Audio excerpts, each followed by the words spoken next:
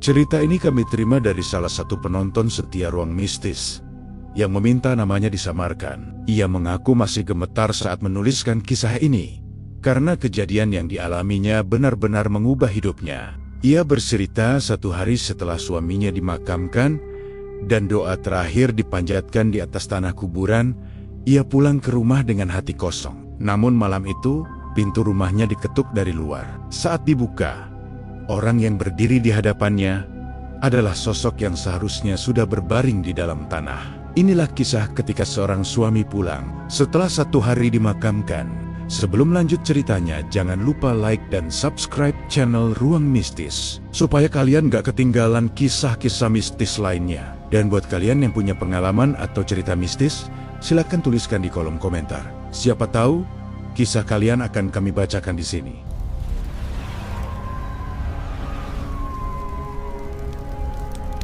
Cerita ini bermula dari pengakuan seorang perempuan bernama Bila, nama yang ia minta untuk disamarkan. Bila adalah salah satu penonton setia Ruang Mistis, dan kisah yang ia kirimkan ini terjadi saat hidupnya baru saja dihantam duka paling besar yang pernah ia rasakan. Ia menulis cerita ini dengan tangan gemetar, karena apa yang dialaminya masih terus menghantuinya hingga sekarang. Hari itu, Bila baru saja mengantarkan suaminya ke pemakaman, pria yang telah menemaninya selama 5 tahun pernikahan, kini terbaring di balik tanah merah. Suaminya bernama Arga, usia 32 tahun, meninggal akibat kecelakaan di jalan raya saat berangkat bekerja. Kepergiannya begitu mendadak, tanpa pesan, tanpa firasat, bahkan tanpa kesempatan bagi Bila untuk benar-benar mengucapkan selamat tinggal. Proses pemakaman berlangsung cepat. Keluarga sepakat untuk tidak menunda, sesuai ajaran dan juga kebiasaan di lingkungan mereka. Saat liang lahat ditutup dan doa terakhir dipanjatkan, Bila berdiri paling akhir. Ia memandangi nisan kayu sederhana dengan nama suaminya terukir rapi. Dadanya terasa kosong, seolah separuh jiwanya ikut dikuburkan bersama Arga hari itu. Menjelang malam, Bila pulang ke rumah sendirian. Rumah kecil yang selama ini terasa hangat, kini berubah sunyi dan dingin. Sandal Arga masih tergeletak di dekat pintu. Jaket kerjanya masih tergantung rapi di balik pintu kamar. Tidak ada satupun barang yang ia berani sentuh. Ia belum siap menerima kenyataan bahwa mulai hari itu, ia harus hidup sendiri. Malam pertama tanpa suami terasa sangat panjang. Bila duduk di ruang tamu dengan lampu redup, membiarkan televisi tetap mati. Ia ingin benar-benar merasakan sepinya rumah itu. Seolah dengan begitu ia bisa perlahan menerima kenyataan. Namun justru dalam kesunyian itulah, kenangan tentang Arga datang silih berganti dan membuat air matanya kembali jatuh. Tanpa sadar, Bila tertidur di sofa karena kelelahan, tubuh dan pikirannya sama-sama terkuras. Namun tidur itu tidak berlangsung lama. Sekitar lewat tengah malam, ia terbangun karena mendengar suara yang sangat dikenalnya. Suara yang seharusnya tidak mungkin ia dengar lagi. Suara kunci diputar dari luar rumah. Awalnya, Bila mengira itu hanya mimpi, tapi suara itu terdengar lagi. Lebih jelas, lebih nyata. Disusul ketukan pelan di pintu. Polanya persis seperti kebiasaan Arga saat pulang malam. 3 ketukan pendek heda sebentar, lalu 2 ketukan lagi. Tidak pernah berubah. Tubuh Bila menegang, jantungnya berdegup kencang. Logikanya berteriak bahwa ini mustahil. Ia sendiri yang menyaksikan Arga dimakamkan siang tadi. Tapi hatinya seperti ditarik paksa ke arah pintu. Dengan langkah ragu, Bila berdiri dan mendekat, napasnya tertahan. "Buk, aku pulang." Suara itu terdengar dari balik pintu. Suara Arga tidak samar, tidak berubah, sama persis seperti yang ia dengar setiap hari selama bertahun-tahun. Tangan Bila gemetar saat menyentuh gagang pintu. Ada dorongan kuat untuk berlari dan mengunci diri, tapi rasa rindu dan kebingungan bercampur jadi satu. Dengan gerakan sangat pelan, pintu itu dibuka.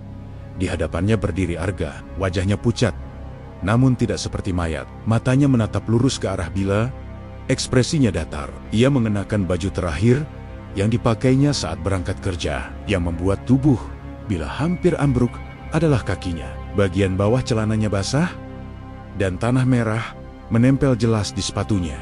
Bila mundur selangkah, napasnya tercekat, suaranya menghilang. Arga justru tersenyum tipis. Senyum yang terasa asing di wajah yang sangat dikenalnya. "Kamu kenapa? Kok bengong?" kata Arga dengan nada santai, seolah tidak terjadi apa-apa. Bila tidak langsung menjawab, matanya turun ke tangan Arga. Saat tanpa sadar ia menyentuhnya, kulit itu terasa dingin. Bukan hangat seperti biasanya, tapi Arga terlihat nyata. Berdiri, bernapas, bahkan bau tubuhnya masih sama. "Kamu dari mana?" tanya Bila akhirnya.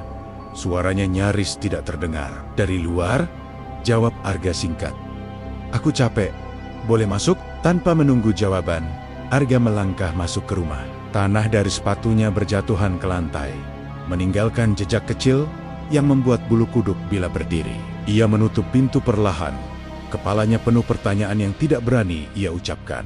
Arga duduk di sofa, tepat di tempat biasanya ia duduk setiap malam. Ia melepas sepatunya dan menghela napas panjang. "Kamu belum tidur?" Tanjannya Lahi dengan nada yang terlalu normal. Bila hanya menggeleng. Ia memperhatikan setiap gerakan Arga kala duduknya, caranya menyandarkan punggung, kebiasaan kecilnya mengusap leher saat lelah. Semua sama, terlalu sama. Namun ada kejanggalan yang tak bisa ia abaikan. Arga tidak menyalakan lampu utama. Ia tidak bertanya mengapa rumah sepi. Ia juga sama sekali tidak menyinggung pemakaman, seolah hari itu tidak pernah terjadi. Saat Bila memberanikan diri menyebut namanya dengan suara lirih, Arga menoleh. Tatapannya kosong sesaat, lalu kembali normal. "Kenapa?" tanyanya. Bila menelan ludah. Kamu kan tadi siang." Kalimat itu terhenti ketika Arga tiba-tiba berdiri. Wajahnya berubah serius. Bukan marah, tapi seperti seseorang yang sedang menahan sesuatu yang berat. "Sudah malam," kata Arga pelan. "Kamu kelihatan capek. Istirahat saja." Nada suaranya lembut, namun ada tekanan aneh di baliknya. Bila merasa tenggorokannya tercekat, ia mengangguk tanpa sadar. Arga berjalan menuju kamar dengan langkah tenang, terlalu tenang. Sebelum masuk kamar, Arga berhenti dan menoleh ke arah Bila. "Jangan ceritakan ke siapa-siapa dulu," katanya lirih. Belum waktunya. Pintu kamar tertutup perlahan. Bila berdiri sendirian di ruang tamu, tubuhnya gemetar. Matanya tertuju pada jejak tanah merah yang masih basah di lantai. Saat itulah ia benar-benar yakin apapun yang pulang ke rumahnya malam itu bukanlah Arga yang ia kenal selama ini. Dan malam tersebut hanyalah awal dari teror yang jauh lebih besar. Pagi itu datang dengan perasaan yang tidak seharusnya ada. Bila terbangun di sofa ruang tamu dengan dada terasa berat, seolah ada sesuatu yang menekan dari dalam. Cahaya matahari menyelinap melalui celah jendela, dan untuk sesaat semuanya tampak normal. Rumah terlihat tenang, sunyi, seperti pagi-pagi sebelum kabar duka itu datang. Namun ketika pandangannya tertuju ke arah pintu kamar yang tertutup rapat, ingatan Bila kembali utuh. Semua yang terjadi semalam bukan mimpi. Ia berdiri perlahan dan melangkah ke dapur dengan hati-hati, seakan takut suara langkahnya sendiri akan memecah sesuatu yang rapuh. Kompor dinyalakan, air direbus, rutinitas kecil yang ia lakukan hanya untuk menenangkan diri. Tangannya gemetar saat menuang air panas ke gelas. Setiap bunyi terasa terlalu jelas, terlalu dekat. Lalu dari arah kamar terdengar suara langkah kaki. Bila membeku jantungnya berdetak keras di telinga. Beberapa detik kemudian pintu kamar terbuka dan Arga keluar dengan pakaian yang sama seperti semalam. Rambutnya sedikit berantakan, wajahnya datar, seperti seseorang yang baru bangun tidur. Ia menyapa singkat, seolah pagi itu adalah pagi biasa yang tidak menyimpan apapun. Arga berjalan ke kamar mandi, menyalakan keran, mencuci muka, berkumur. Semua dilakukan dengan gerakan yang sangat dikenali. Bila ia mengamati dari kejauhan, mencoba mencari sesuatu yang salah, tapi hampir semuanya terlihat manusiawi. Hanya satu hal yang membuat perutnya terasa melilit.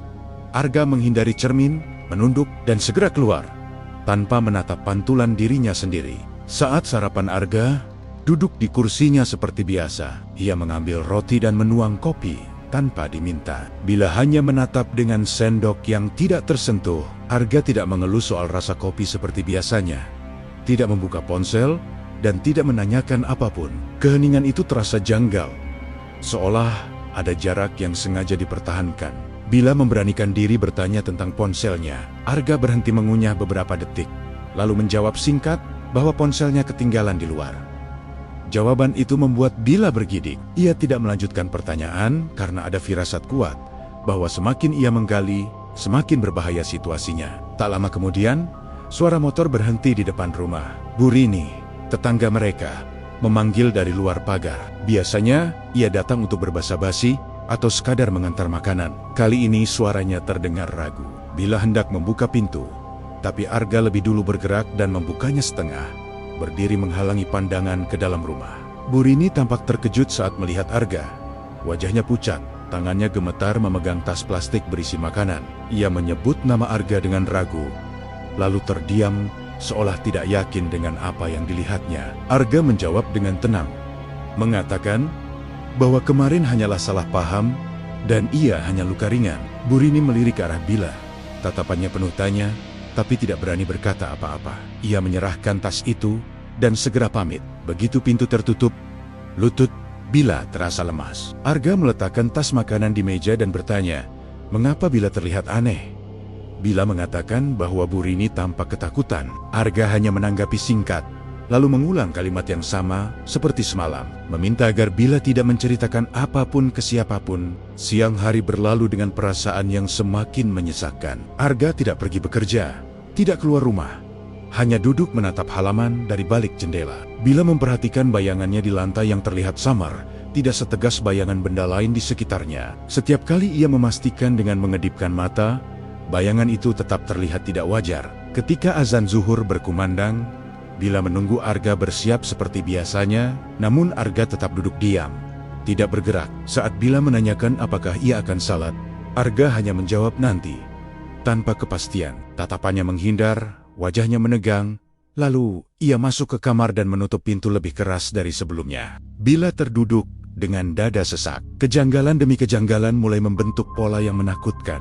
Arga menghindari cermin, menghindari orang lain, menghindari ibadah, dan terus menekankan agar tidak ada yang tahu keberadaannya. Semua itu membuat Bila semakin yakin bahwa ada sesuatu yang sangat salah. Menjelang sore, Bila mencoba membersihkan ruang tamu untuk mengalihkan pikiran. Saat menyapu di dekat sofa, ia menemukan gumpalan kecil tanah merah yang belum kering. Bau tanah basah langsung menusuk hidungnya, sama seperti bau di makam Arga. Tangannya gemetar saat menyentuhnya dengan ujung jari. Tiba-tiba suara Arga terdengar dari belakang, menanyakan apa yang ia temukan. Bila terkejut dan hampir menjatuhkan sapu, Arga berdiri terlalu dekat. Tatapannya tajam dan dingin. Bila menjawab terbata bahwa itu hanya kotoran biasa, Arga menatap tanah itu lama, lalu tersenyum tipis dan mengatakan agar tidak dibersihkan semuanya karena masih dibutuhkan. Ucapan itu membuat tubuh Bila gemetar hebat. Ia sadar, sosok yang kini tinggal bersamanya bukan sekadar suami yang pulang. Ada tujuan lain. Ada alasan yang belum ia pahami, dan ia mulai merasa malam berikutnya akan membawa jawaban yang jauh lebih mengerikan dari yang ia bayangkan. Sejak percakapan sore itu, Bila hampir tidak berani menatap langsung ke arah Arga. Kalimat singkat tentang tanah yang masih dibutuhkan terus terngiang di kepalanya. Malam datang perlahan, membawa hawa dingin yang tidak biasa. Rumah terasa semakin sempit, seolah dinding-dindingnya ikut mendengarkan setiap napas yang ditahan. Bila Arga keluar dari kamar menjelang maghrib, ia tidak menyalakan lampu, hanya berdiri di ambang pintu ruang tamu dengan wajah setengah tertutup bayangan. Bila memperhatikannya dari dapur, ada sesuatu yang berubah pada sikap Arga malam itu. Gerakannya lebih pelan, suaranya lebih jarang terdengar, dan tatapannya sering kosong, seperti seseorang yang sedang menunggu sesuatu yang tidak terlihat. Saat azan maghrib berkumandang, Arga tetap tidak bergerak. Bila mencoba memberanikan diri menyalakan televisi agar ada suara lain di rumah itu, tapi Arga langsung menoleh. Tatapannya tajam, membuat tangan Bila refleks mematikan kembali televisi tanpa sepatah kata pun. Kesunyian kembali menelan mereka berdua. Malam itu, Arga tidak makan. Ia hanya duduk di sofa, menunduk, sesekali mengusap dadanya seperti menahan sesak. Bila memperhatikan ada noda tanah kering di balik kukunya. Saat Arga mengangkat tangan, noda itu terlihat jelas. Bila menelan ludah, mencoba menenangkan diri dengan berpikir bahwa ia hanya berhalusinasi karena terlalu lelah. Namun sekitar pukul 10 malam, Arga berdiri tiba-tiba dan meminta Bila untuk menemaninya ke belakang rumah. Nada suaranya tenang, tapi tidak memberi ruang untuk penolakan. Bila mengikuti dengan langkah ragu. Di halaman belakang, Arga berdiri menghadap tanah kosong dekat pagar, tempat yang jarang mereka perhatikan sebelumnya. Di sini, kata Arga pelan. Aku dikubur nggak sendirian. Kalimat itu membuat kepala Bila berdengung. Ia menatap Arga dengan wajah pucat, menunggu penjelasan, tapi Arga justru terdiam lama. Angin malam bertiup pelan, membawa bau tanah basah yang tiba-tiba terasa sangat kuat. Arga akhirnya berkata bahwa saat ia membuka mata di dalam tanah, ia tidak sendirian. Ada suara lain yang bernapas di dekatnya. Ada bisikan yang menyebut namanya berulang-ulang, menawarkan jalan keluar dengan satu syarat. Bila merasa lututnya lemas saat mendengar pengakuan itu, ia ingin menghentikan cerita itu, tapi Arga terus berbicara. Ia mengatakan bahwa liang lahatnya tidak benar-benar kosong. Ada sesuatu yang telah lama menunggu, terkubur lebih dulu, dan marah karena merasa dilupakan. Makhluk itu menawarkan pertolongan, asalkan Arga mau membagi waktu dan menyediakan jalan agar ia bisa ikut keluar ke dunia atas. Bila mundur satu langkah, nafasnya tercekat. Ia mulai menyadari bahwa Arga tidak kembali sendirian. Ada sesuatu yang menumpang, sesuatu yang membutuhkan tanah, rumah, dan mungkin dirinya sebagai saksi hidup. Saat Bila bertanya kenapa Arga memilih menerima tawaran itu, Arga menoleh dengan mata yang terlihat lebih gelap dari biasanya. Ia mengatakan bahwa di dalam tanah, rasa takut jauh lebih besar dari rasa bersalah. Ia hanya ingin pulang. Ia hanya ingin melihat rumahnya sekali lagi. Malam semakin larut. Arga meminta Bila tidak menceritakan apapun kepada siapapun, terutama kepada orang tua dan tetangga. Ia mengatakan bahwa jika ada orang lain yang ikut campur, jalan yang sudah terbuka bisa tertutup, dan akibatnya akan jauh lebih buruk. Keesokan paginya, Bila terbangun dengan tubuh pegal dan kepala berat, ia merasa seperti tidak tidur sama sekali. Saat keluar kamar, ia mendapati Arga duduk di ruang tamu, menatap lantai. Di hadapannya tanah merah yang kemarin masih sedikit, kini terlihat lebih banyak, seperti sengaja dikumpulkan. Bila memperhatikan bahwa bau tanah kini semakin menyengat, bahkan ada jejak kecil menuju kamar mandi. Saat Bila bertanya, Arga hanya menjawab bahwa waktu mereka tidak banyak. Ada sesuatu yang harus diselesaikan sebelum hari ketiga berlalu. Ucapan hari ketiga membuat Bila merinding. Ia teringat cerita-cerita lama tentang arwah yang masih bisa kembali sebelum waktu tertentu. Ia bertanya, apa yang akan terjadi setelah itu? Tapi Arga hanya tersenyum tipis dan mengatakan bahwa semuanya akan berakhir dengan satu pilihan. Siang hari itu, seorang pria tua datang ke depan rumah. Wajahnya asing, pakaiannya sederhana, dan matanya tajam. Ia berdiri cukup lama di depan pagar tanpa memanggil. Bila yang melihat dari dalam rumah langsung merasa tidak enak. Pria itu akhirnya membuka suara, menyebut nama Arga dengan nada pelan. Arga yang mendengar suara itu langsung berdiri. Wajahnya berubah, tegang. Ia menoleh ke arah Bila dan berkata bahwa orang itu adalah seseorang yang tahu apa yang terjadi di pemakaman. Ia berpesan agar Bila tidak berkata apapun, lalu melangkah keluar menemui pria tersebut. Dari balik jendela, Bila melihat mereka berbicara dengan nada rendah. Sesekali pria tua itu menggelengkan kepala, sesekali menunjuk ke arah tanah. Wajah Arga terlihat semakin pucat. Percakapan itu berakhir dengan peringatan singkat dari pria tua tersebut sebelum ia pergi tanpa menoleh lagi. Arga kembali masuk rumah dengan langkah berat. Ia duduk lama tanpa bicara. Saat Bila bertanya siapa pria itu, Arga hanya berkata bahwa tidak semua orang boleh tahu apa yang bangkit dari dalam tanah. Malam ketiga pun mendekat, dan Bila mulai menyadari waktu Arga di rumah ini tidak akan lama. Yang lebih menakutkan adalah kemungkinan bahwa yang akan tinggal setelahnya bukanlah Arga sama sekali. Malam ketiga terasa lebih berat dibanding malam-malam sebelumnya. Sejak kedatangan pria tua itu, Arga hampir tidak berbicara. Ia hanya duduk di sudut ruang tamu, menatap tanah merah yang kini semakin banyak terkumpul di lantai. Bila tidak tahu kapan Arga membawanya masuk, tapi setiap kali ia berpaling, tanah itu seolah bertambah sendiri. Udara di dalam rumah terasa lembab dan dingin, meski semua jendela tertutup rapat. Bila merasakan bau tanah basah yang tidak kunjung hilang, menempel di dinding, di perabot, bahkan di pakaiannya sendiri. Ia mulai merasa rumah itu perlahan berubah menjadi sesuatu yang asing, bukan lagi tempat berlindung. Arga berdiri menjelang tengah malam. Tanpa menoleh ke arah Bila, ia berjalan ke kamar mandi. Dari dalam terdengar suara air mengalir lama, terlalu lama. Bila menunggu dengan cemas. Ketika Arga keluar, wajahnya tampak lebih pucat dari sebelumnya. Bibirnya keabu-abuan, dan di sudut matanya ada garis gelap yang tidak pernah ada sebelumnya. Bila memperhatikan bahwa napas Arga kini terdengar berat, seperti seseorang yang baru keluar dari liang sempit. Saat ia lewat di dekat Bila, hawa dingin menyentuh kulitnya, membuatnya merinding. Bila memberanikan diri bertanya apakah Arga baik-baik saja, tapi Arga hanya menggeleng pelan. Ia mengatakan bahwa waktu mereka semakin sedikit. Hari ketiga hampir berakhir, dan apapun yang ikut keluar bersamanya mulai menuntut bagian yang dijanjikan. Bila bertanya apa maksudnya, tapi Arga justru meminta Bila untuk tetap berada di dalam rumah dan tidak menerima siapapun, termasuk keluarganya sendiri. Kata-kata itu membuat Bila ketakutan. Ia merasa mulai terisolasi. Arga bukan lagi suaminya yang melindungi, melainkan sosok yang seolah menjaga sesuatu agar tetap tersembunyi.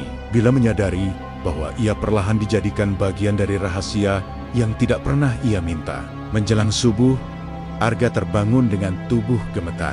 Ia duduk terengah-engah di sofa, tangannya mencengkeram dadanya. Bila berusaha menolong, tapi Arga menepis tangannya dengan kasar. Matanya merah, dan suaranya terdengar serak saat ia berbisik bahwa sesuatu sedang berusaha keluar. Saat azan subuh berkumandang, Arga kembali tidak sholat. Ia justru berdiri di tengah ruang tamu, menatap lantai. Tanah merah di sana tampak retak-retak, seperti permukaan yang ingin terbuka. Bila menutup mulutnya menahan tangis, ia merasa seperti sedang menyaksikan rumahnya berubah menjadi perpanjangan dari makam. Pagi itu, keluarga Arga datang. Mereka tidak memberi kabar lebih dulu. Ketukan keras di pintu depan membuat Bila terkejut. Ia menoleh ke arah Arga, tapi Arga hanya menatapnya dengan wajah kosong. Ketukan itu semakin keras, disertai panggilan nama Bila. Bila membuka pintu dengan tangan gemetar. Ibu Arga berdiri di depan, wajahnya pucat dan matanya sembab. Ia mengatakan bahwa semalaman ia bermimpi buruk melihat Arga berdiri di depan rumah mereka dengan tubuh penuh tanah. Mimpi itu membuatnya tidak tenang hingga akhirnya memutuskan datang. Arga berdiri di belakang. Bila ibu Arga langsung membeku saat melihatnya. Wajahnya berubah putih, napasnya tertahan. Ia menyebut nama Arga dengan suara bergetar, lalu mundur satu langkah, seolah tidak percaya dengan apa yang dilihatnya. Arga tersenyum tipis, senyum yang terasa dingin. Ia mengatakan bahwa semuanya baik-baik saja dan meminta ibunya pulang. Nada suaranya terdengar menekan. Ibu Arga menatap Bila. Matanya dipenuhi ketakutan dan permohonan. Ia berbisik agar Bila berhati-hati, lalu pergi dengan langkah tergesa. Setelah pintu tertutup, Arga marah. Ia membanting kursi dan mengatakan bahwa kedatangan keluarganya hampir merusak semuanya. Ia memperingatkan Bila bahwa jika ada satu orang lagi yang tahu sesuatu yang ikut keluar bersamanya, tidak akan mau menunggu lebih lama. Siang itu, pria tua yang kemarin datang kembali. Kali ini, ia tidak berdiri di luar pagar, melainkan langsung di depan pintu. Ia mengetuk dengan keras, memanggil nama Bila, bukan Arga. Suaranya berat dan tegas, seperti seseorang yang tahu persis apa yang sedang terjadi di dalam rumah itu. Arga terlihat panik. Ia memerintahkan Bila untuk tidak membuka pintu. Namun, dari balik pintu, pria tua itu berkata bahwa waktu hampir habis dan apa yang dibawa Arga tidak bisa tinggal lebih lama di dunia orang hidup. Bila berdiri di tengah rumah, di antara Arga dan pintu depan, tubuhnya gemetar. Ia sadar bahwa ia harus memilih, tetap melindungi Arga dan menerima apapun konsekuensinya, atau membuka pintu dan menghadapi kebenaran yang selama ini disembunyikan. Ketukan itu terdengar lagi, lebih keras dari sebelumnya, dan pada saat itu, tanah merah di lantai ruang tamu mulai bergerak perlahan. Ketukan di pintu depan terdengar semakin keras, memantul di dinding rumah yang kini terasa seperti ruang sempit tanpa jalan keluar. Tanah merah di lantai ruang tamu bergerak pelan. Retakannya melebar sedikit demi sedikit, seolah ada sesuatu di bawahnya yang berusaha bernapas. Bila berdiri kaku di tengah ruangan, pandangannya bergantian antara pintu depan dan Arga yang berdiri tak jauh darinya. Arga menatap tanah itu dengan wajah tegang. Napasnya terdengar berat, tidak beraturan. Tangannya mengepal, seolah sedang menahan rasa sakit yang luar biasa. Ia berbisik agar Bila tidak membuka pintu. Suaranya lirih, tapi penuh tekanan. Seperti peringatan terakhir sebelum sesuatu yang tak bisa dihentikan terjadi. Di balik pintu, suara pria tua itu kembali terdengar. Ia berkata bahwa Apa yang ikut keluar bersama Arga bukanlah arwah biasa. Itu adalah sesuatu yang sudah lama terikat di tanah pemakaman. Tumbuh dari sisa-sisa kemarahan dan janji yang dilanggar. Ia memperingatkan Bila bahwa jika dibiarkan terlalu lama, makhluk itu akan membutuhkan pengganti agar bisa tetap tinggal. Kata pengganti membuat lutut Bila hampir menyerah. Ia menoleh ke arah Arga. Untuk sesaat, wajah suaminya terlihat begitu lelah, begitu ketakutan, seperti pria yang ia kenal dulu. Arga menggeleng pelan, matanya memohon. Ia berkata bahwa ia tidak berniat mencelakai siapapun. Ia hanya ingin hidup, walau sebentar saja. Tanah di lantai kembali bergerak, kali ini lebih jelas. Retakannya mengeluarkan bau tanah basah yang menyengat. Bila menutup hidung, air matanya jatuh tanpa ia sadari. Ia merasa terjebak dalam pilihan yang sama-sama mengerikan. Menyelamatkan Arga berarti mempertaruhkan dirinya sendiri. Membuka pintu berarti menghadapi kenyataan bahwa Arga mungkin tidak bisa diselamatkan. Dengan tangan gemetar, Bila akhirnya melangkah ke pintu depan. Arga berteriak memanggil namanya. Suaranya pecah oleh ketakutan. Namun Bila tidak berhenti, ia membuka pintu perlahan. Pria tua itu berdiri tepat di hadapannya. Wajahnya serius, matanya tajam menembus ketakutan Bila. Begitu pintu terbuka, udara di dalam rumah berubah. Bau tanah semakin kuat, dan suhu ruangan terasa turun drastis. Pria tua itu melangkah masuk tanpa menunggu izin. Ia menancapkan tongkat kecil yang dibawanya ke lantai ruang tamu, tepat di dekat tanah yang retak. Arga menjerit tertahan. Tubuhnya gemetar hebat, seperti ditarik oleh sesuatu yang tidak terlihat. Pria tua itu mulai membaca doa dengan suara rendah, namun tegas setiap kata jang. Diucapkannya membuat tanah di lantai bergetar semakin keras. Bila menutup telinga, tapi suara itu tetap terasa di kepalanya. Ia melihat Arga berlutut, memegangi dadanya. Wajahnya berubah-ubah antara wajah suaminya dan sesuatu yang asing. Matanya menghitam sesaat, lalu kembali normal, seolah ada dua kehendak yang saling berebut tubuh itu. Pria tua itu menghentikan bacaannya sejenak dan menatap Bila. Ia berkata bahwa makhluk itu tidak mau pergi dengan tangan kosong. Janji sudah terlanjur dibuat di dalam tanah. Jika tidak ada yang menggantikan, Arga akan ditarik kembali. Kali ini bersama semua yang terikat padanya. Bila merasa napasnya berhenti, ia menyadari bahwa sejak awal, kehadirannya bukan hanya sebagai istri, tapi sebagai bagian dari perjanjian yang tidak pernah ia setujui. Tanah itu membutuhkan sesuatu yang hidup, sesuatu yang dekat dengan Arga. Arga mengangkat kepala, menatap Bila dengan mata penuh air mata. Ia berteriak agar Bila lari, keluar dari rumah, dan tidak menoleh lagi. Ia berkata bahwa apapun yang terjadi padanya, lebih baik daripada melihat Bila ikut hancur. Namun sebelum Bila sempat bergerak, tanah di lantai ruang tamu pecah sepenuhnya. Retakan itu menganga, gelap, dan dari dalamnya terdengar suara napas berat. Bukan napas manusia. Bau busuk bercampur tanah memenuhi ruangan. Pria tua itu menguatkan bacaannya, suaranya kini menggema. Bila terjatuh ke lantai, tubuhnya gemetar hebat. Ia merasa ada sesuatu yang menarik kakinya, dingin dan kasar. Ia menjerit, memanggil nama Arga. Arga berusaha meraih tangannya, tapi tubuhnya seperti ditahan dari dua arah yang berbeda. Pria tua itu berteriak agar Bila melepaskan semua ikatan duniawinya dan menyebut nama Tuhan dengan sungguh-sungguh. Dalam kepanikan dan tangis, Bila mengikuti perintah itu. Ia menyebut nama Tuhan berulang-ulang. Suaranya serak, hatinya hancur. Teriakan melengking terdengar dari dalam tanah. Tarikan itu melemah perlahan. Retakan di lantai mulai menutup, tanah kembali diam. Arga terhempas ke lantai. Napasnya terengah-engah. Pria tua itu menghentikan bacaannya dan terduduk lelah. Ruangan menjadi sunyi. Tanah merah kembali tenang, seolah tidak pernah bergerak. Bau busuk perlahan menghilang, menyisakan aroma lembab yang menyesakan. Bila menangis terseduh-seduh, tubuhnya lemas. Ia menatap Arga yang terbaring tak bergerak. Pria tua itu mendekat dan berkata dengan suara berat bahwa ini belum selesai. Makhluk itu belum sepenuhnya pergi. Ia hanya ditahan.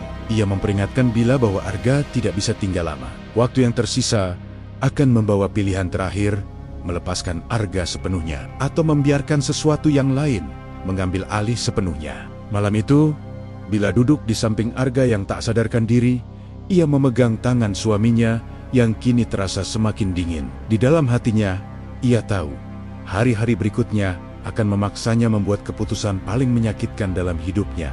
Dan ia mulai sadar, cinta saja tidak cukup untuk melawan apa yang bangkit dari dalam tanah. Setelah kejadian malam itu, rumah terasa jauh lebih sunyi dari sebelumnya. Arga terbaring di kamar dengan tubuh lemah. Napasnya tidak teratur, dan kulitnya terasa semakin dingin setiap kali Bila menyentuhnya. Tidak ada luka di tubuhnya, tidak ada tanda penyakit yang bisa dijelaskan. Tapi Bila tahu suaminya sedang berada di ambang sesuatu yang tidak bisa ditolong dengan cara biasa. Pagi itu, Arga membuka mata dengan susah payah. Tatapannya kosong, seperti seseorang yang baru saja kembali dari tempat yang sangat jauh. Saat melihat Bila di sampingnya, ia tersenyum tipis. Senyum yang penuh rasa bersalah. Ia meminta maaf tanpa menjelaskan apapun. Kata maaf itu justru membuat hati Bila semakin perih. Arga berkata bahwa ia bisa merasakan waktunya semakin menipis. Setiap detik terasa berat, seolah tubuhnya terus ditarik kembali ke tempat asalnya. Ia mengaku bahwa sejak malam tadi, suara dari dalam tanah tidak lagi berteriak, melainkan membisikkan janji. Janji bahwa semuanya bisa dibuat lebih mudah, lebih tenang, asalkan Arga mau menyerahkan kendali sepenuhnya. Bila mendengarkan dengan dada sesak, ia bertanya, apa yang dimaksud dengan menyerahkan kendali? Arga menutup mata sejenak sebelum menjawab. Ia mengatakan bahwa jika ia membiarkan makhluk itu mengambil alih, ia tidak akan merasakan sakit lagi. Ia akan tetap berada di rumah, tetap bersama Bila, meski bukan sepenuhnya dirinya. Jawaban itu membuat Bila gemetar. Ia menyadari bahwa inilah godaan yang paling berbahaya. Bukan ancaman, bukan kekerasan, tapi janji kebersamaan palsu. Arga menatap Bila lama, seolah menunggu jawaban, seolah berharap istrinya mau menerima apapun asalkan mereka tidak berpisah. Siang hari, pria tua itu kembali datang. Wajahnya terlihat lebih letih, langkahnya lebih berat. Ia memeriksa keadaan Arga tanpa banyak bicara. Setelah beberapa saat, ia menghela napas panjang dan mengatakan bahwa pertahanan yang ia buat hanya bersifat sementara. Makhluk itu masih terikat, tapi tidak berhenti mencoba. Ia menjelaskan bahwa batas antara Arga dan sesuatu yang menumpanginya semakin tipis. Setiap kali Arga ragu, setiap kali ia ingin bertahan demi cinta, batas itu semakin melemah. Pria tua itu menatap Bila dan berkata dengan tegas bahwa terkadang melepaskan adalah satu-satunya bentuk cinta yang tersisa. Kata-kata itu menghantam Bila lebih keras daripada teriakan atau ancaman. Ia tidak ingin melepaskan, ia tidak siap menjadi janda, tidak siap hidup sendiri dengan kenangan yang belum selesai. Ia berkata bahwa ia rela menanggung apapun asalkan Arga tetap tinggal. Pria tua itu menggeleng pelan. Ia memperingatkan bahwa pengorbanan semacam itu jarang berakhir dengan selamat. Jika Bila terus bertahan, makhluk itu akan memanfaatkan ikatan emosi mereka. Bukan hanya Arga yang akan hilang, tapi juga Bila. Malam itu, Arga mengalami kejang hebat. Tubuhnya melengkung, napasnya terputus-putus, dan dari mulutnya keluar suara lirih yang bukan suaranya. Bila memeluknya sambil menangis, menyebut nama Tuhan berulang kali. Di sela-sela kejang itu, Arga berbisik agar Bila jangan percaya pada apapun yang akan ia ucapkan setelah ini. Ketika kejang itu berhenti, Arga menatap Bila dengan mata yang terasa asing. Ia berbicara dengan suara lebih tenang, lebih dalam. Ia mengatakan bahwa semua penderitaan ini bisa dihentikan jika Bila mau membuat satu keputusan kecil saja. Tidak perlu doa, tidak perlu bantuan siapapun. Cukup izinkan Arga tetap tinggal apa adanya. Bila mundur ketakutan, ia mengenali perubahan itu. Itu bukan Arga. Itu sesuatu yang menggunakan wajah dan suara suaminya untuk membujuk. Arga yang sesungguhnya berusaha melawan dari dalam, tapi suaranya semakin tenggelam.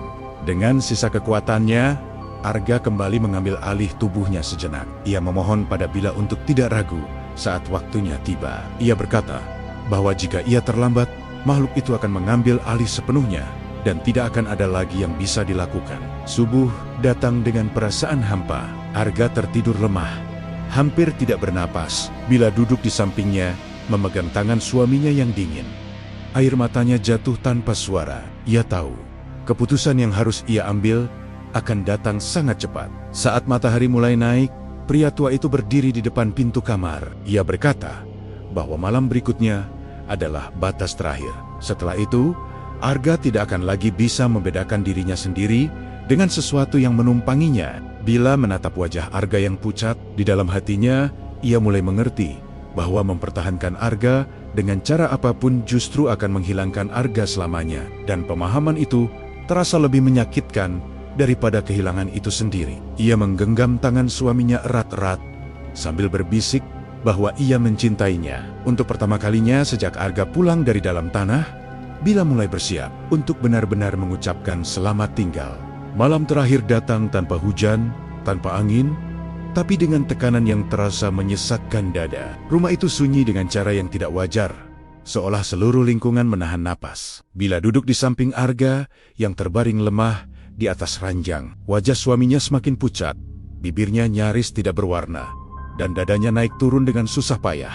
Setiap tarikan napas terdengar seperti perjuangan. Sejak sore, Arga hampir tidak sadarkan diri. Namun sesekali matanya terbuka, menatap Bila dengan tatapan yang membuat hatinya hancur. Tatapan itu masih milik Arga, penuh rasa bersalah dan cinta yang tidak terucap. Bila menggenggam tangannya erat, seakan takut jika ia melepaskan, Arga akan menghilang saat itu juga. Pria tua itu datang menjelang maghrib. Kali ini ia tidak membawa tongkat, hanya tas kecil lusuh yang digenggam erat. Wajahnya serius, bahkan lebih tegang dari sebelumnya. Ia mengatakan bahwa malam ini adalah batas terakhir.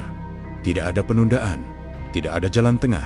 Apapun yang dipilih, Bila hasilnya akan permanen. Ia menjelaskan bahwa makhluk yang menumpang di tubuh Arga mulai kehilangan kesabaran.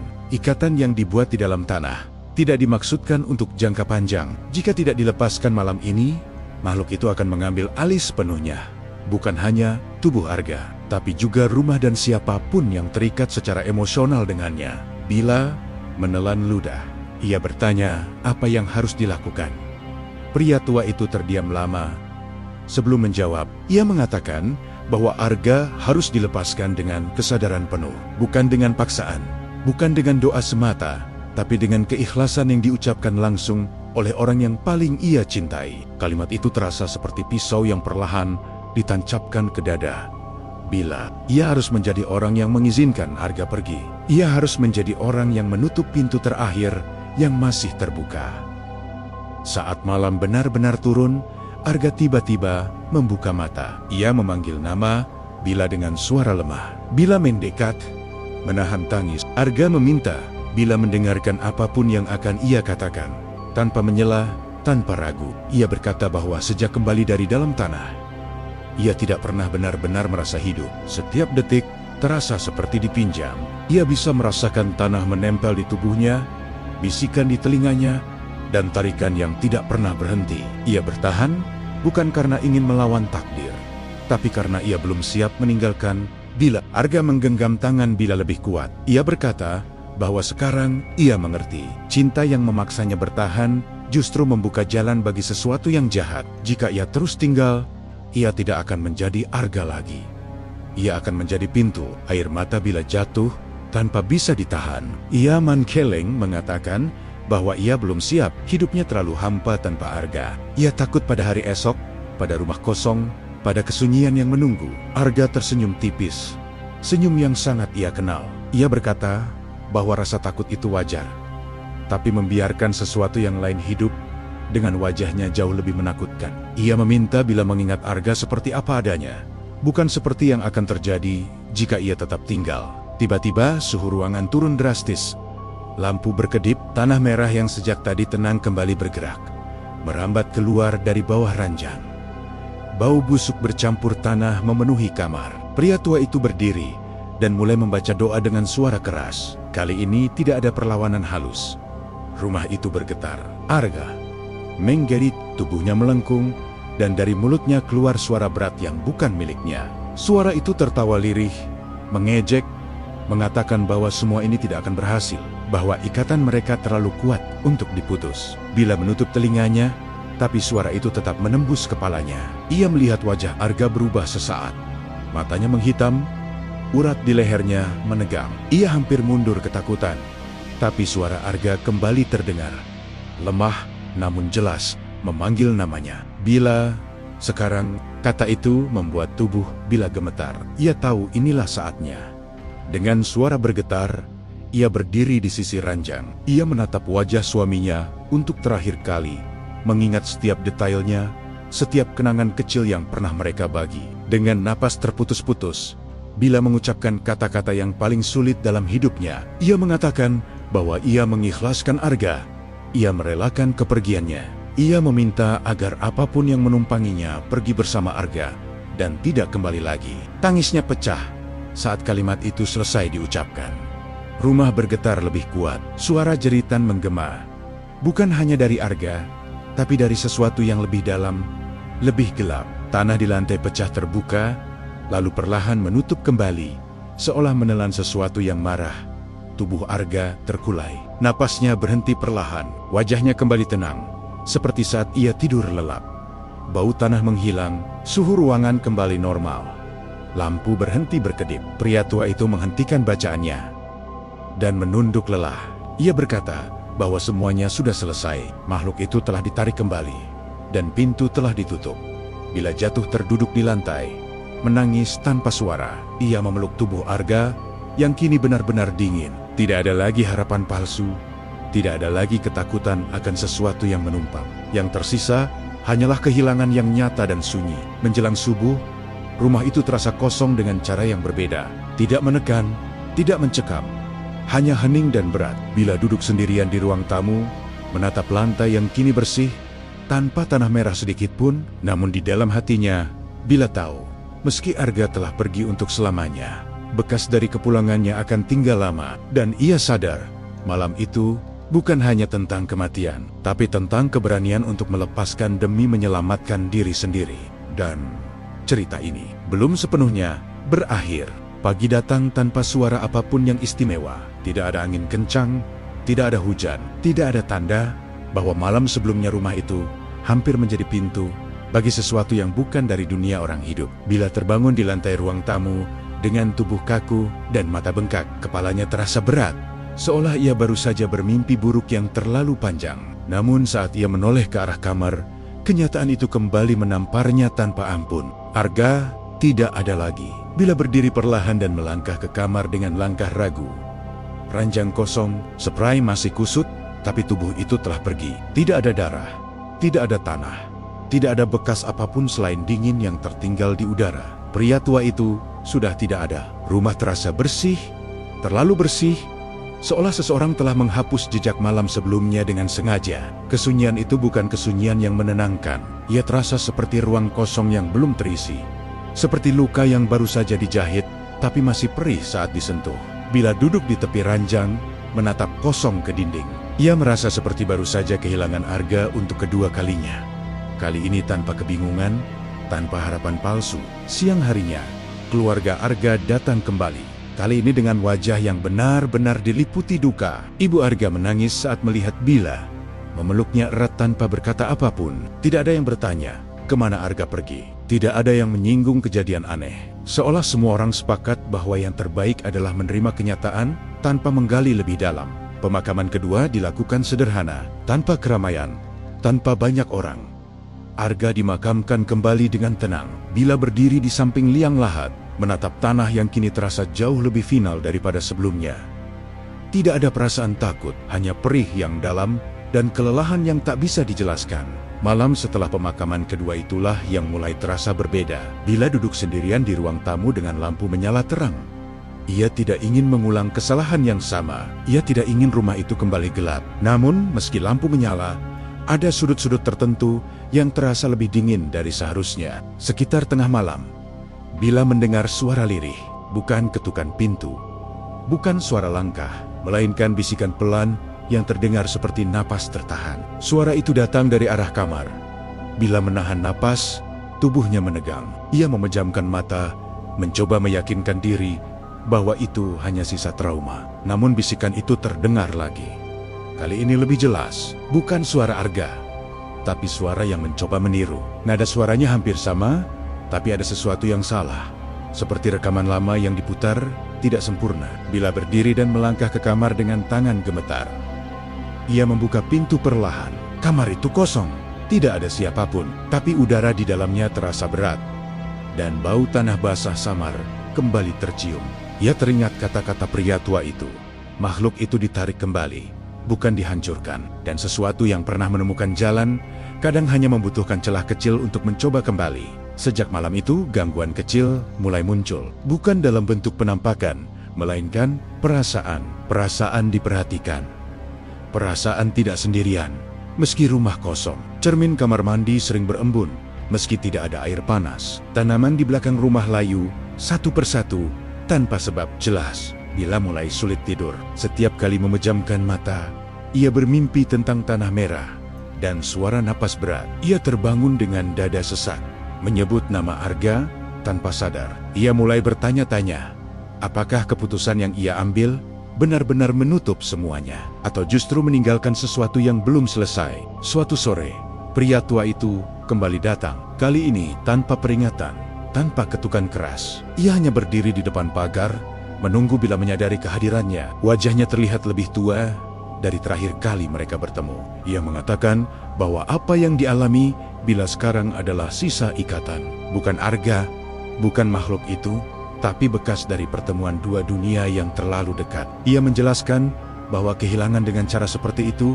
sering meninggalkan gema, dan gema itu bisa menjadi pintu jika tidak dijaga. Ia mengingatkan bila untuk tidak terus-menerus meratapi, tidak memanggil, tidak berharap Arga kembali dalam bentuk apapun. Setiap kerinduan yang terlalu kuat bisa terdengar seperti undangan. Bila mendengarkan dengan air mata jatuh perlahan, ia mengaku masih sering berbicara sendiri. Masih sering meminta Arga datang dalam mimpi. Pria tua itu mengangguk pelan, lalu berkata bahwa mencintai orang yang telah pergi tidak salah, tapi memintanya kembali adalah bahaya. Malam itu, bila melakukan apa yang seharusnya ia lakukan sejak awal, ia membersihkan rumah secara menyeluruh. Ia membuang sisa-sisa barang yang mengikat terlalu kuat, menyimpan yang perlu disimpan, dan mengikhlaskan sisanya. Ia membuka semua jendela, membiarkan udara malam masuk, membiarkan rumah itu bernapas kembali. Saat ia berdiri di ruang tamu menjelang subuh, bila merasakan sesuatu yang berbeda, tidak ada bisikan, tidak ada dingin yang menusuk, hanya keheningan yang pelan, tidak menekan.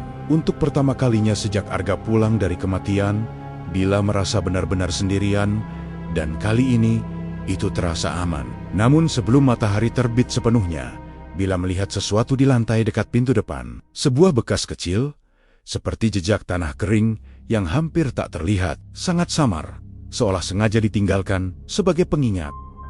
Bila tidak berteriak, ia tidak menangis. Ia hanya memejamkan mata dan berdoa dengan suara lirih tapi yakin.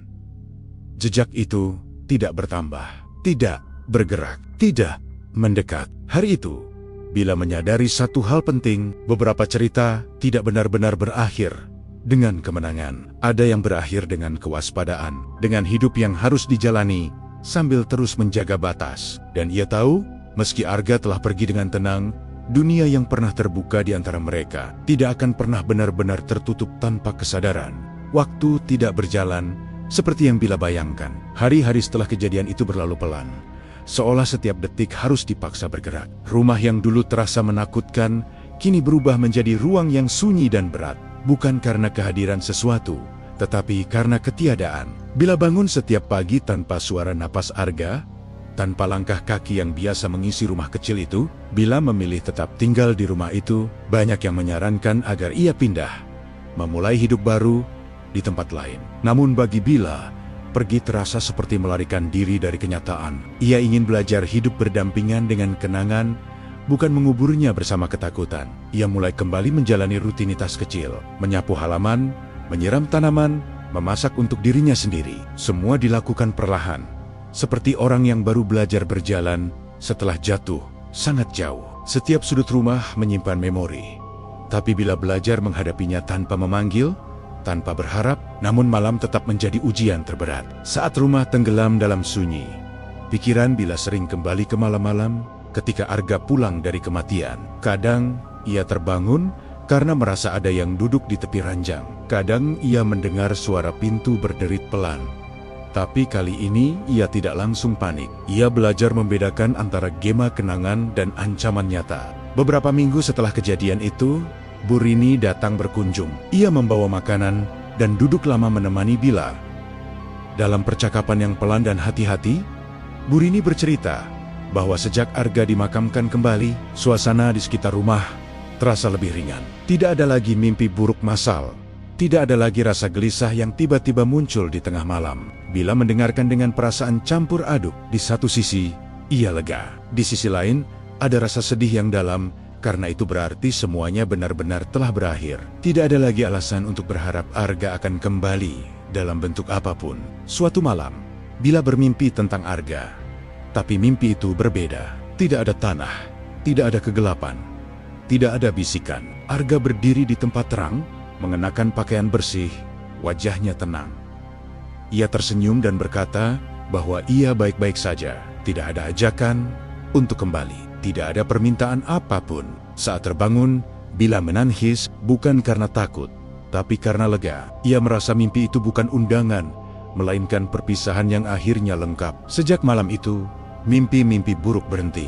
Pria tua itu tidak pernah datang lagi. Namun pesan-pesannya tetap terngiang di kepala Bila tentang batas, tentang keikhlasan, tentang bahaya memanggil sesuatu yang seharusnya dibiarkan pergi. Bila mulai lebih sering berdoa, bukan karena takut, tapi karena ingin menjaga ketenangan yang akhirnya ia rasakan.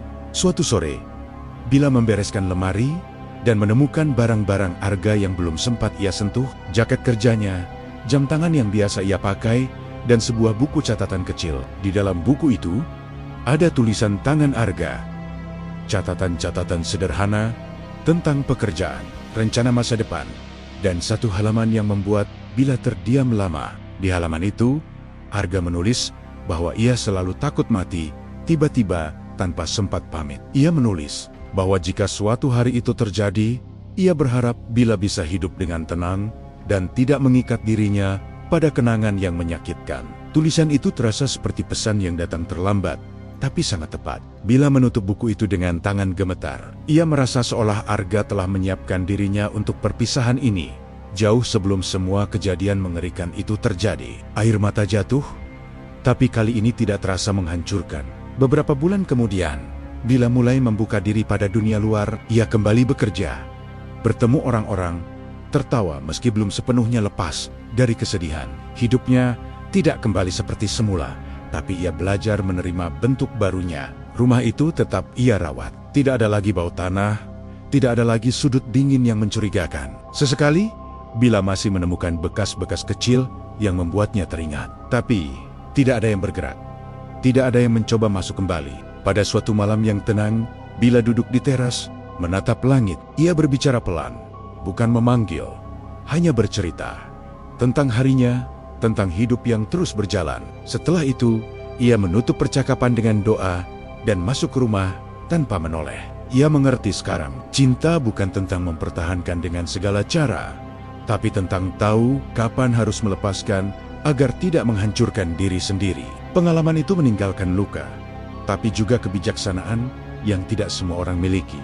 Dan meski kisah ini hampir berakhir, Bila tahu satu hal, apa yang ia alami akan selalu menjadi bagian dari hidupnya. Bukan sebagai teror, tapi sebagai pengingat bahwa dunia ini memiliki batas yang tidak seharusnya dilanggar. Malam itu, rumah terasa tenang. Tidak sempurna, tapi cukup. Tidak penuh, tapi tidak lagi kosong. Dan untuk pertama kalinya sejak Arga pulang dari kematian, Bila tertidur tanpa rasa takut.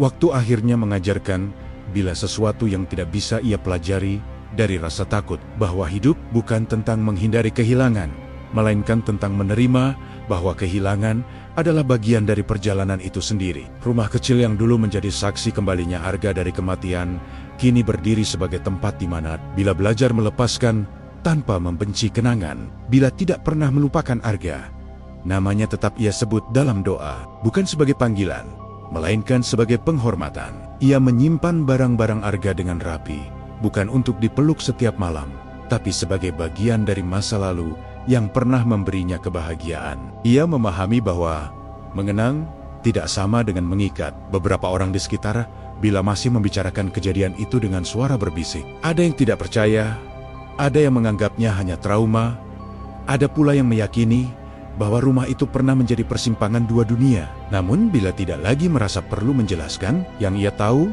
ia telah berdiri di batas itu dan memilih kembali. Suatu malam, hampir setahun setelah semua kejadian, Bila kembali bermimpi tentang Arga. Mimpi itu singkat dan sederhana. Mereka duduk berhadapan, tidak banyak bicara. Arga tersenyum, lalu perlahan berjalan menjauh ke arah cahaya yang tidak menyilaukan. Tidak ada rasa panik, tidak ada keinginan untuk mengejar. Bila hanya berdiri dan mengangguk pelan. Saat terbangun, Bila merasa damai, tidak ada bekas dingin di ruangan. Tidak ada bisikan, tidak ada bayangan. Ia tahu, itu bukan kunjungan, bukan peringatan. Itu adalah penutup. Hari-hari berjalan seperti biasa. Bila menanam bunga baru di halaman rumah. Bunga yang tidak pernah ada sebelumnya. Ia menyiramnya setiap pagi. Bukan sebagai simbol duka, tapi sebagai tanda bahwa hidup tetap tumbuh, bahkan setelah malam tergelap sekalipun.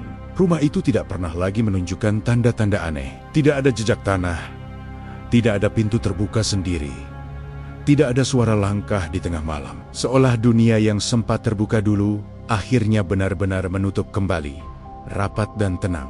Namun bila tidak menjadi orang yang sama, pengalaman itu mengubah caranya memandang hidup. Ia menjadi lebih berhati-hati dalam berharap, lebih bijak dalam merindukan. Ia belajar bahwa doa bukanlah permintaan untuk mengulang masa lalu, melainkan kekuatan untuk menerima hari ini. Jika ada satu pelajaran yang ia pegang kuat, itu adalah tentang batas, bahwa ada jarak yang tidak boleh dilanggar. Seberapa besar pun cinta dan rindu yang kita rasakan, karena tidak semua yang kembali membawa kebaikan, dan tidak semua kepergian berarti ditinggalkan selamanya. Bila menyadari, malam ketika Arga pulang setelah dimakamkan bukanlah hadiah, melainkan ujian tentang keikhlasan, ujian tentang keberanian untuk mengatakan cukup, bahkan pada orang yang paling kita cintai. Kini, setiap kali malam tiba, Bila menutup pintu rumahnya dengan tenang, ia menyalakan lampu secukupnya. Ia berdoa, lalu tidur tanpa rasa takut. Ia tidak lagi menunggu, tidak lagi mendengar dengan waspada, karena ia tahu yang seharusnya pergi, telah pergi. Dan bagi kita yang mendengarkan kisah ini, mungkin ada satu pertanyaan yang tersisa. Jika orang yang kita cintai kembali setelah kematian, apakah kita akan menerimanya tanpa ragu? Atau berani menanyakan dari mana ia datang? Karena dunia ini menyimpan banyak misteri yang tidak selalu ingin kita ketahui jawabannya.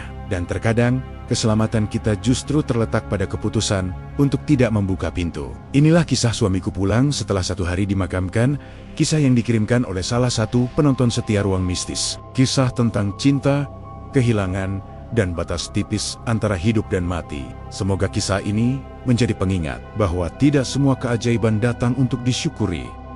Sebagian datang untuk menguji